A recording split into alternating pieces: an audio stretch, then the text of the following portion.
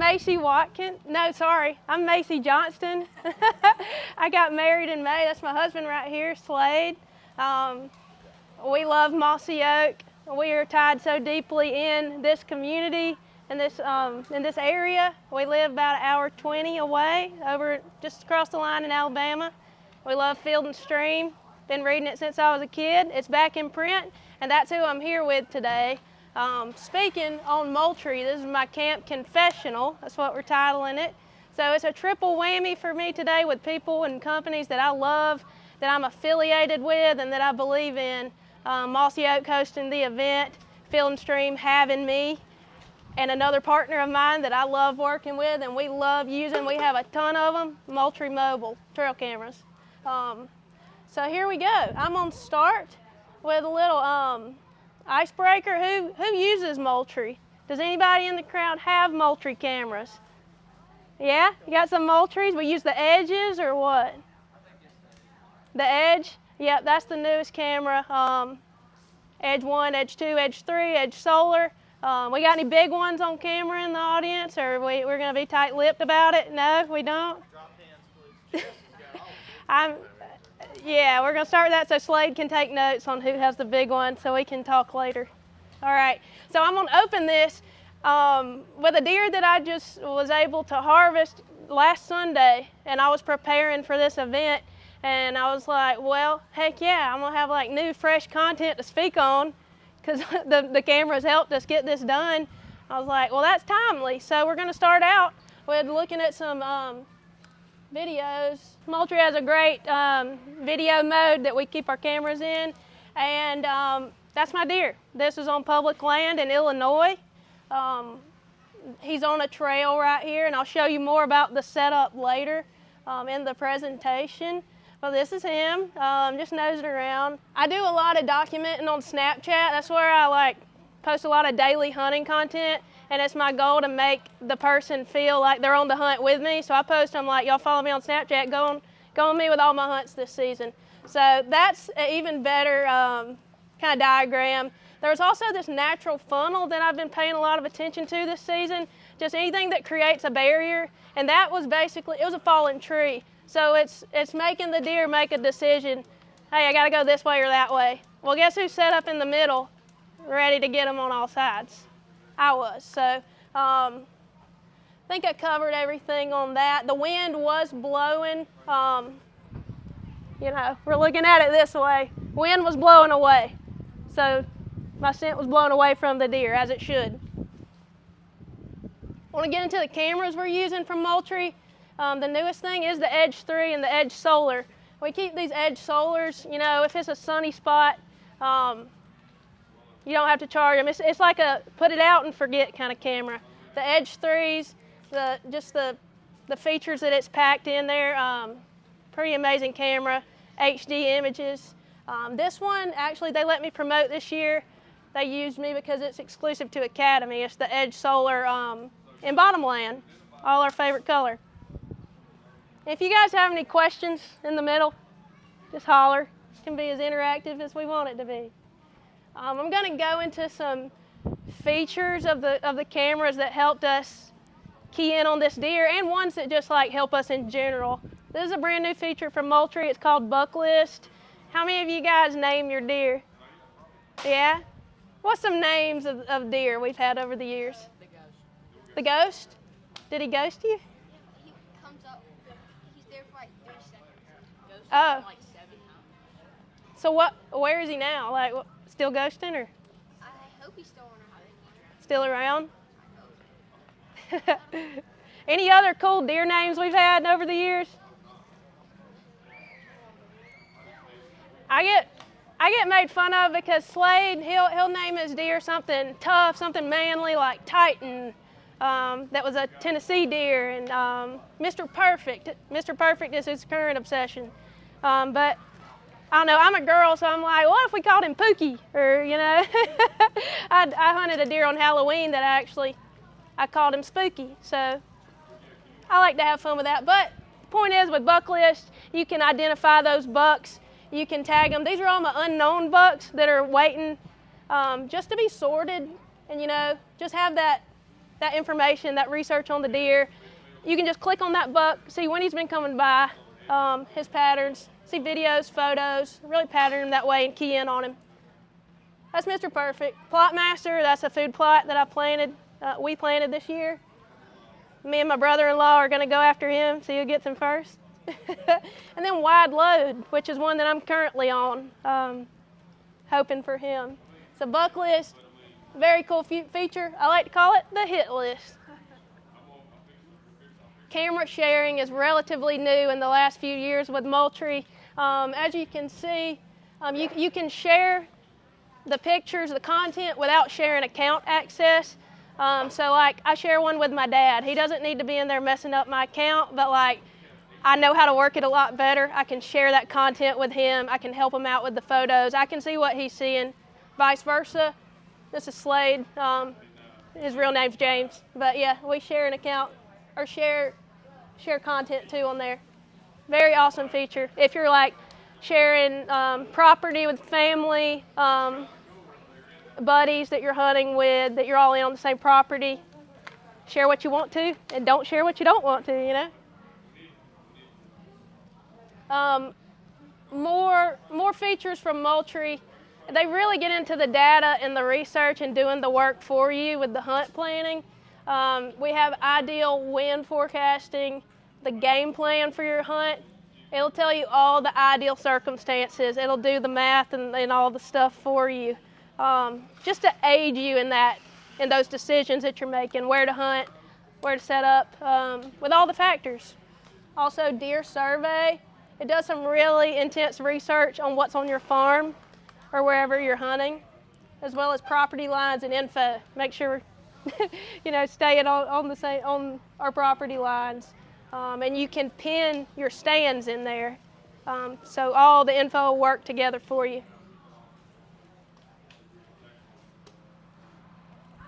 Sorry, I was looking for my water. Oh, there it is. Can you give me my water? Also, something that has changed the game for us, power mags. These are alternative to batteries with Moultrie. So instead of putting 8 or 16, you know, they can run on either. Of course, 16 will go longer, but then, you know, battery's dead, throw it away. Power mags, especially with us hunting in other states, you know, just swapping those out. We'll get 2 of them or more. You know, once it eventually dies, you know, we've already charged one and we're replacing it. So those, awesome product from Moultrie. We got a ton of them. We've said goodbye to batteries. And sometimes it all comes together. So this is the buck that I was telling all the stories on. He is a 10-point. He's kind of got 4 here, some extras in here. He's a cool buck. I made a shot on a great deer that I'm really proud of. And this is kind of what's going on right here. And it kind of looks like a turkey foot. So it was pretty cool. Love to see it all come together. We hunted Illinois last year. I make a joke saying that Slade held me hostage up there on public land. We were there so long, and I got so discouraged, just not seeing anything from your hard work, just ready to go home, just never come back. Well, we went back this year, got it done. Season opened October 1st, and that was on the 12th. So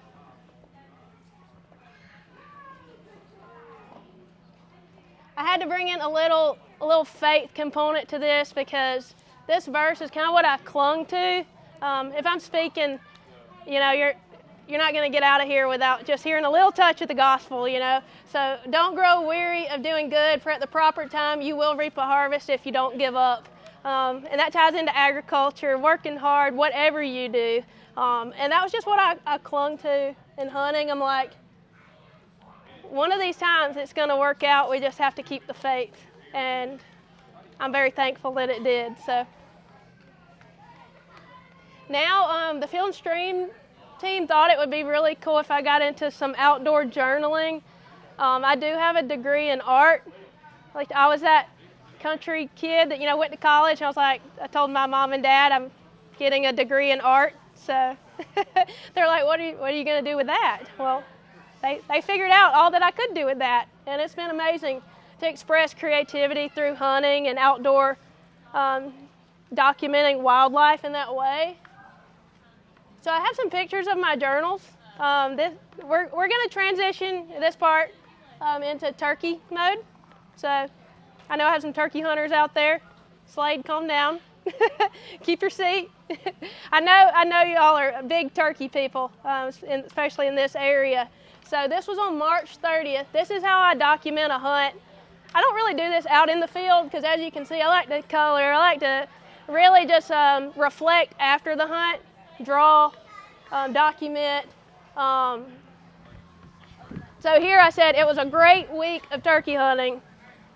My first solo hunt, I documented that in there. People are like, you don't ever hunt alone? I'm like, well, there's not a day in turkey season I wake up that Slade Johnston doesn't also want to go. So we're always going together, or we're always taking people. Something I learned, I just do these little blurbs. Sometimes all you get is a little peek, just one peek, and if you miss it, he's gone.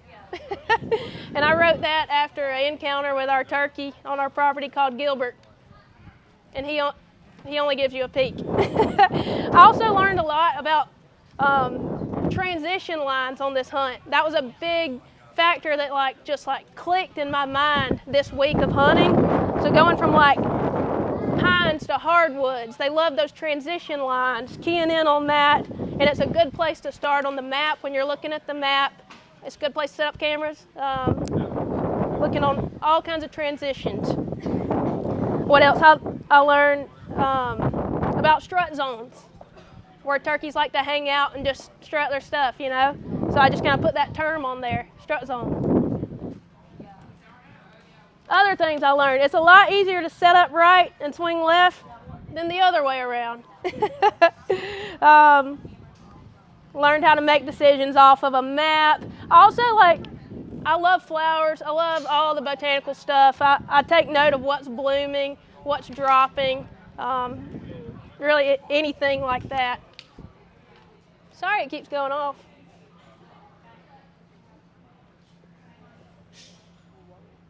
Yeah, this one's from Illinois, which was a very tough hunt, and I got him on a creek bank. So some things I learned on this hunt that I documented, just the date and time, use creeks to get in the right position. I always try to note other wildlife that I see on my hunts. So saw a garter snake, I actually saw 2 bald eagles. I even drew out the map of where we hunted, and I made a little legend, a little key down here. I have little tips that I learned, like get on same side of the water as him, consult the map. Just all these memories that I've had. Also saw a bunch of, you know those beautiful purple flowers that bloom in the spring? They're called Virginia bluebells. They were everywhere on that hunt. As you can see, I have a nail color for turkey season 2, that same color. So awesome hunt, lots of memories, and I'll have it forever. You spend a lot of time on it. Yeah, I do. But and this might take a lot of time for you or someone else that doesn't like to draw, but I do love to draw, so I put time into it. But it can be as simple as you make it, This is a turkey I killed this year, the legendary Mossy Head, which Mossy Oak Gamekeepers has an episode about that I went back and listened to. The turkey I killed near our farm was about 13 pounds, which is very, very small for a turkey. So the Mossy Head, the whole idea there is that it's from the original strain of wild turkey. So I was sure to document all of that. Where I killed him, kind of swampy environment. They'd say it's a genetic throwback of turkey. So I don't want to get too in the weeds on that. And we're still having him tested at Wild Turkey DNA. But I have a page all about him. Yeah, that was him. He had gigantic spurs, loud, thunderous gobble. I just walked up on him and I was like, tiny, So documenting the outdoors, so just some tips. If you're into this, if you want to try it, the most advice I have is to be observant and curious. I feel like as outdoorsmen, we all have this natural curiosity about what we're experiencing outdoors, and we just want to find out more. But I always try to be observant, not be on my phone the whole time. I do get on Snapchat and I scroll but I like to take note of what's happening outdoors so I can fall more in love with it and just go deeper with my passion. So things you can take note of if you're doing this during or after your hunt: date and time, who was with you, what was the weather like, what's blooming, what's dropping, I already went over that, the animal behavior, did he come in quick, did he come in running, was he slow and kind of spooked? I like to document those kind of things. Mapping and strategy, because I just read over some of that of the turkey hunt, so I'm like, those were good lessons to read back over, before the spring. Also terms, Slade, and really advanced or even older hunters will say stuff. I'm like, oh, I need to write that down. I've never heard that. So also, there are no rules. So do it how you'd like to. This is how I do it. So it's just meant to show you, give you some inspiration. This is also a very good book that I recommend to people. Keeping a Nature Journal. Is at Barnes & Noble, Amazon too. So very cool book. The tools, this is what I use. I think there's nothing better than a moleskin journal. The pages are kind of thick and it won't bleed through. These are the markers you can see I was using, coloring stuff in. Any old pen, pencil. Also, if you just want to go deeper, these are some books that I love and even travel with. I travel with a small library when we go on hunts. So Sibley's Guide to Trees, pretty much best tree identification book out there. And you can learn about their wildlife benefit. Also Animal Tracks, Florida, Georgia, Alabama is one that I have, even though we're in Mississippi, there's one for every state. Wildflower books, fish ID books. I have the one for Georgia that I love. Just anything where I can learn more. Daniel Hayes recommended me this book, The Hidden Life of Trees. And I promise you, if you read it, you won't sit in the turkey woods or in a deer stand looking at trees the same way ever again. The way they communicate with each other, down to the DNA of the tree and what it's made up of. And like I said, the wildlife benefit. Pretty dang cool. I'll nerd out on that stuff a lot, but very interested in it, as I know y'all are too. So on into outdoor journaling. I wanted to introduce you guys to Slade's late grandfather. That's his grand. His name was Gary Fortenberry, and I never got to know him, but I couldn't go through this without talking about him because he was a turkey legend. He taught Slade everything he knew about turkey hunting, and a lot of like the local old guys here in Mossy Oak, they go back, and he was one of them, So this is his journal where he wrote everything, like every hunt, just a few lines. And if you keep it short, you're more likely to keep up with it. And you're more likely to be able to pass it down. So this, as you can see, mine was all colored up. I know how to draw, like I took drawing classes, but it can be as simple as this. That was his journal. That's my husband and his grand. And I wanted to read to you one of these entries. Which one was the funny one? He said, March 22nd, 1965, did not hear a turkey gobble first thing this morning. Was walking, logging in road and back to my truck, making yelper with a mouth call every few feet. Turkey gobbled, had him in strut for 20 minutes, but could not get him closer than 75 yards. I used every call I knew how. And that's from 1965, and just, we've been able to reflect and read those stories, and like someone I never knew, and I get to read those stories that just get passed down, and the lessons, and there's some real funny ones in there. So that's also why I do what I do, so that my grandkids one day, or maybe I'll get put in a museum or something, I don't know, by that time. So really cool stuff. But thank you guys so much. That's all I have for today. Thank you. I appreciate you guys listening to what I'm passionate about, as I know y'all are too. Does anybody have any kind of questions? Trail cameras? Outdoor journaling? That means I was pretty thorough, so just want to emphasize it's an honor to speak with Field and Stream. I've always been a Field and Stream gal. I'd much rather be in Field and Stream than like Vogue.